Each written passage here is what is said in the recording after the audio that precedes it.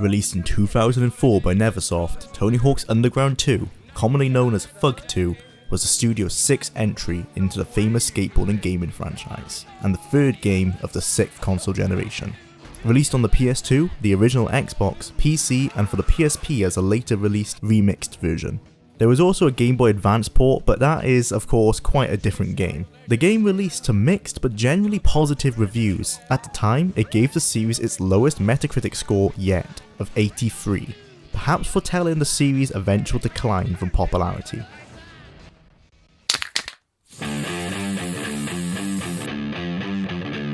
The story picks up straight after the first Tony Hawk's Underground, with the last game's main character impressing some local fans back in his hometown, until the A-Team swoop in to kidnap him. Just as with the first entry, Underground 2 aims to place you, the player, into this fictionalized skating universe.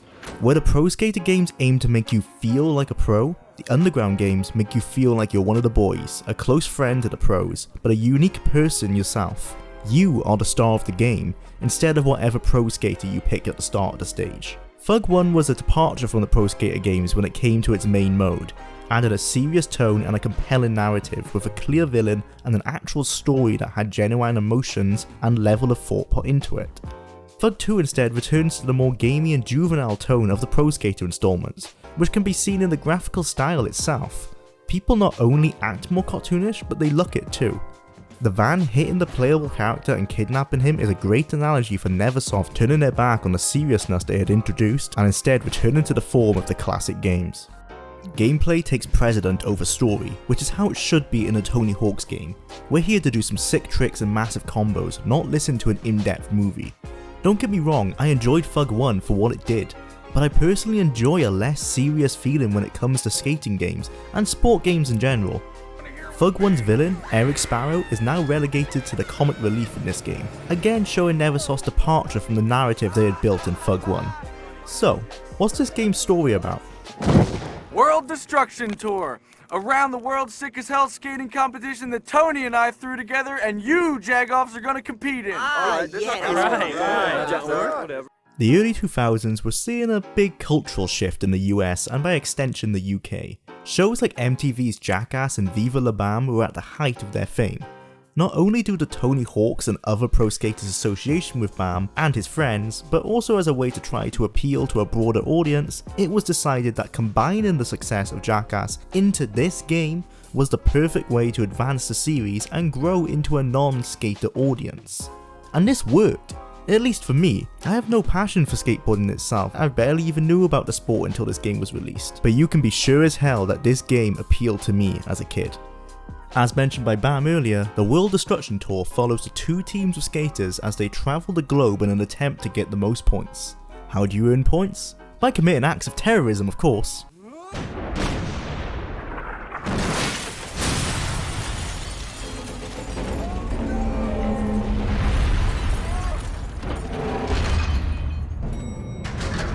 We're representing skateboarding better than we ever have. Tony, no! Generally, the story is fun the first time, but it is as basic as you may expect. Certainly don't expect much more than some somewhat funny toilet humor and teenage level jokes.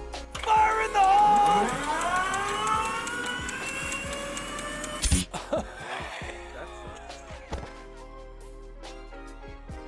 The destructive elements of each level were the most memorable sections of the game for many of the younger audience, including myself.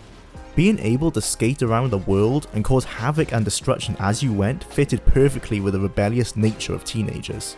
This also explains the addition of tagging into the game, a mechanic that would be used in most levels as a means to build upon the upgraded off-board mechanics. Being able to change sections of the level via your own doing was amazing for 2004. In a world where Battlefield 4 tried to claim they had changed gaming forever in 2014, Neversoft were barely making a big deal about it 10 years earlier.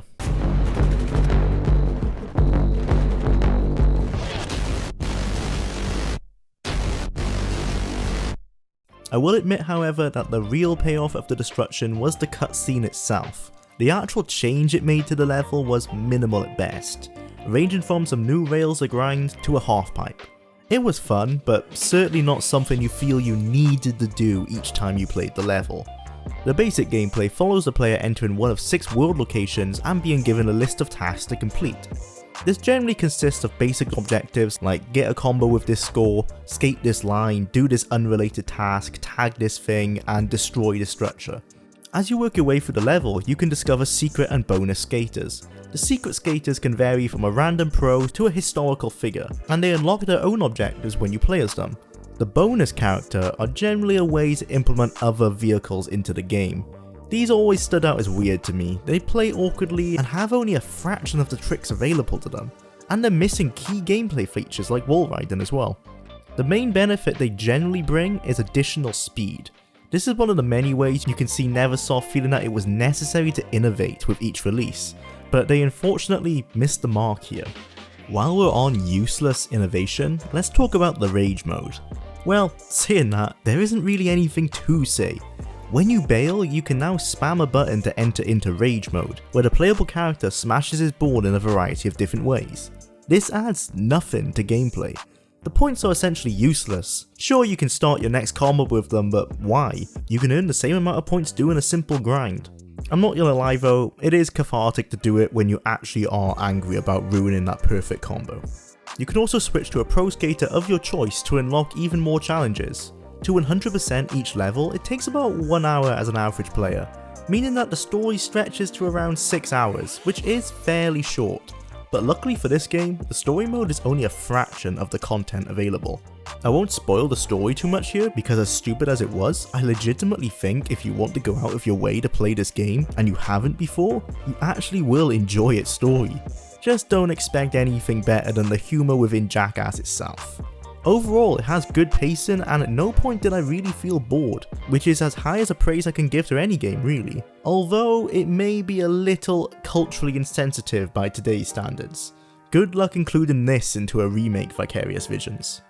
After completing the story, you unlock the Pro Skater level, a 3-tier stage including an alien spaceship, Mayan temple and hell itself. This is the level I remember the most in this game, but I'll cover this further in the nostalgia part of the video later. One of the cornerstones of this series since its first entry in 1998 is how the game perfectly makes the player feel like they are skating, even if it is in a more arcadey manner than the skate games. Physics work as you would expect, and the playable character reacts and moves how they should. For 2004, the animations in this game are the best they have ever been. This can be attributed to the developers' passion for making things appear as they should. They motion captured the pros themselves, from Bob Burnquist to Bam, and of course the Birdman himself. Even the non-skating animations were recorded and rotoscoped, using a similar technique to the one pioneered many years earlier by games like Prince of Persia. This really adds to the overall feeling of quality within the game. Let's give a quick thanks to today's sponsor, me. That's right, if you made it this far and want to see more old school game critiques and reviews, then consider leaving a like, commenting what you think, and subscribing for more like this. This may be controversial among a lot of hardcore Tony Hawk's fans, but Thug 2 is my favourite soundtrack in the series, only threatened by Pro Skater 4's offering. The mix of punk, metal and hip hop, as well as Johnny Cash's Ring of Fire and Frank Sinatra's That's Life, hit just right when you're smashing a 6th Street combo in Barcelona. I'd love to play you some of the standout tracks, but unfortunately in the world of copyright laws, I can't. But I can bypass the system by giving you 1 second from each song, so here we go. That probably didn't help my argument, but trust me, it's the best one. You're also able to tailor the soundtrack to your liking, removing any songs you don't like, or entire genres even, although this really only boils down to whether you want hip hop, or if you want punk, or if you want rock. All the other songs are just lumped into rock/other, which is a bit generic. It's a shame you can't choose to use your own songs, especially on the PC release. Sure, you can mute the game's music and play your own, but it's always nice to not have the cutscenes or other sections of the gameplay drowned out by your Spotify. Ram Ranch really rocks! And due to this game's age, alt-tabbing is always playing with fire. Maybe you can switch your song and it's a-okay, or your game will soft lock your entire PC.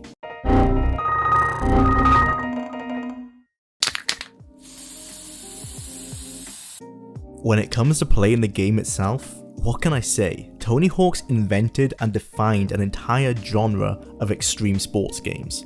Until Skate was released in 2007, Tony Hawk's games were the games that all extreme sports games were held to, whether they be BMX, snowboarding, or rollerblading. The controls work as you would expect, and they are perfect. There is a reason that Tony Hawk's Pro Skater 1+2 is praised for utilizing the controls and extra tricks used in this game.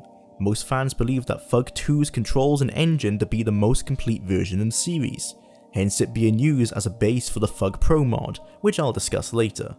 The trick list in Thug 2 gives everything you will need, with the nice inclusion of Nata spins giving a use to the abundant amount of random fire hydrants or fence poles in each level. By the way, did you know that this is a real trick? Here's Natas doing it himself. I always thought Neversoft pulled this one out their ass, but boy how wrong I was. Speaking of new tricks, we can now stop our board by sliding. Yup, this one has no use, but it's here I guess. Focus mode however allows the game to be slowed down for the duration of your combo. This is mainly useful for controlling grinds and manuals, or seeing if you can get that one extra flip in before hitting the tarmac. It's a simple mechanic, but it's mostly a good addition, even if you will only be using it sparingly. Wall plants have been replaced by sticker slaps, but they functionally still work the same, allowing the player to switch directions at their discretion when the current line is coming to an end. Reverts also return, allowing combos on halfpipes to be achieved much easier than in the earlier games. Overall, everything is here. If you've only played a later game in the series like Project 8, you won't be missing anything from those games, as everything you would want is here at your disposal. Once you complete the story, you unlock Classic Mode, allowing you to play all 6 levels from the story with new objectives ripped straight from the PS1 classics, including collecting skate and combo letters as well as high score challenges and collectathons. The game marketed this as 2 games in 1, and while I won't go that far, it was a nice inclusion that drew out the gameplay by an extra 4 to 5 hours. Overall, it took me around 10 hours to 100% the game on the normal difficulty. It is by no means an overly difficult game, but it was a fun experience where I didn't feel bored at any given moment. Classic Mode also brings back 6 classic levels from Pro Skaters 1 through 3, making Thug 2 the Tony Hawk's Pro Skater 1+2 of its day. Although these levels haven't seen any graphical upgrades, and are instead straight ports from the PS1, with all their low-res textures to boot. Also, is it just me, or were some of these much more bland than I remembered them? Philadelphia was so flat, and I struggled to find anything to really combo on, but I guess it was just a big difference coming from the super vertical levels from the story mode, where every roof is a halfpipe. Like any good 6th console generation game, unlockables come in abundance, and act as a way to pad out the game's time. They don't offer a whole lot in this game past some fun / unique characters, and I certainly won't say you need to go out of your way to get them, but they do offer some extra incentive if you don't feel you're done with the game after completing the base objectives. The only one I ever really used was Shrek. I don't feel I need to give a reason for this choice.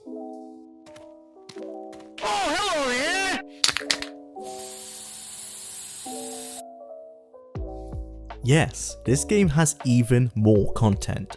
The creator modes offer the complete amount of additional modes that Neversoft have added to the series up to this date, comprised of Create a Skater, Create a Trick, Create a Park, and Create a Tag.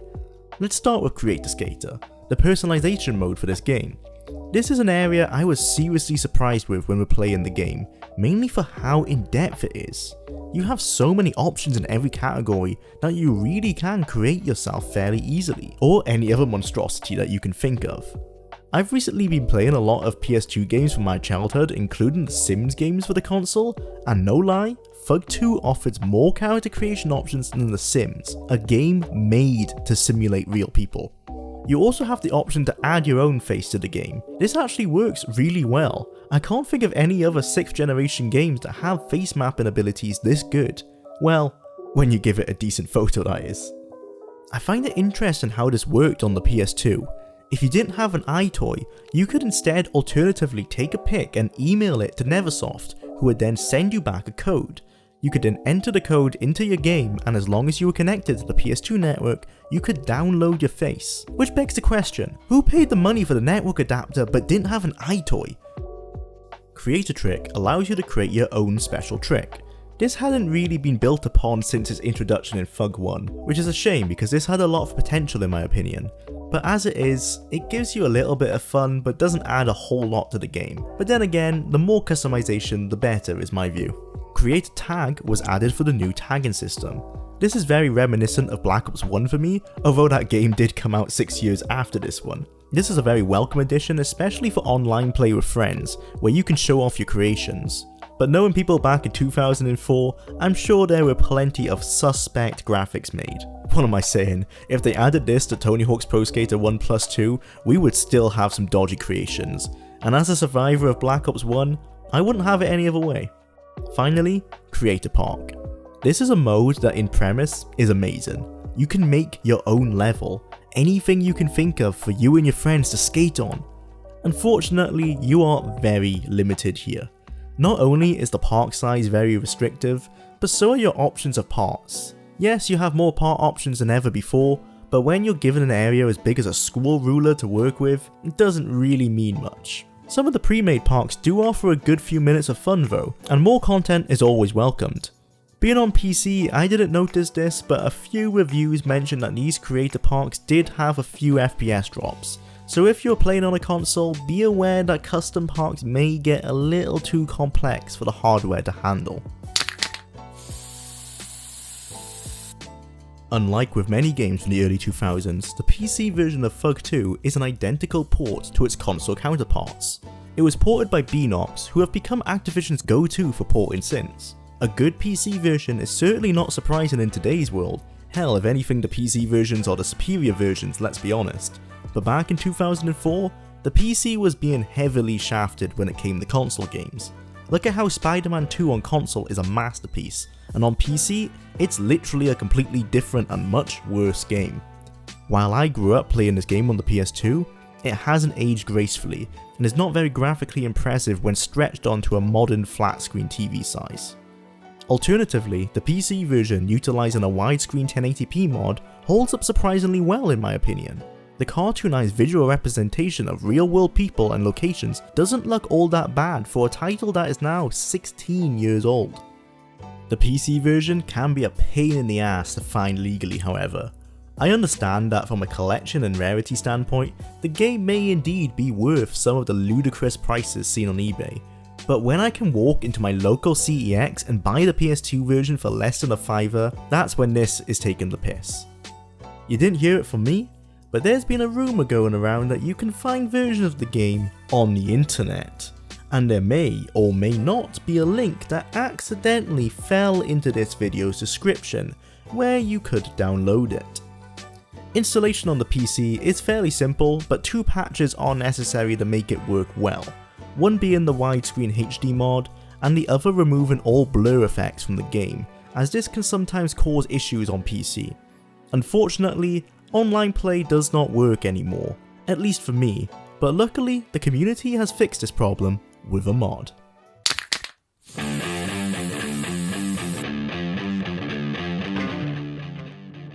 ThugPro is a community-made mod for Thug 2 on PC. The mod uses the game engine and mechanics and then applies them to every Neversoft game in the Tony Hawk series, to play in both single-player and multiplayer gameplay.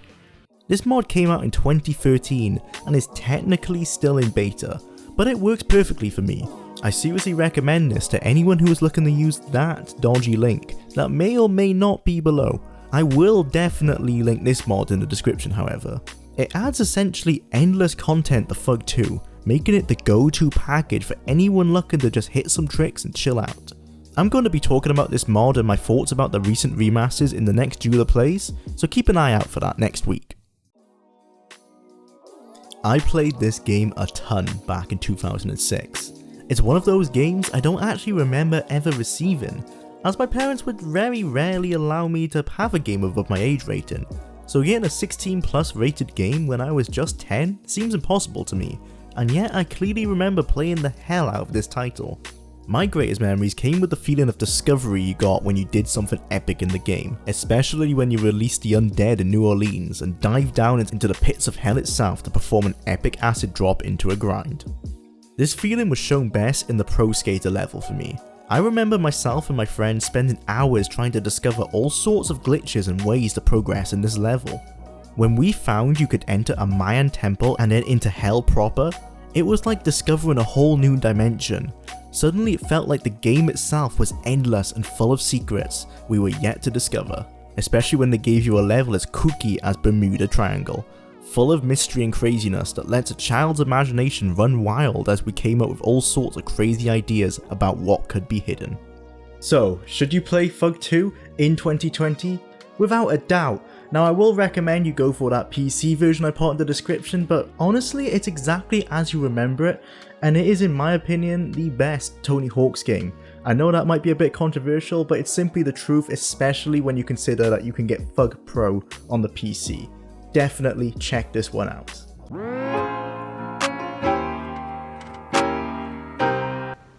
Hey, I've literally just finished up recording and editing that Thug 2 video you just watched. If you enjoyed it, then please leave it a like and subscribe. They take a long time to make, and I'm pretty proud of them. So if you want to see more like these, then they come every 2 weeks, but every week you will have a new video on Wednesday. Next week, as I mentioned in this one, I'm going to be checking out ThugPro. See you there.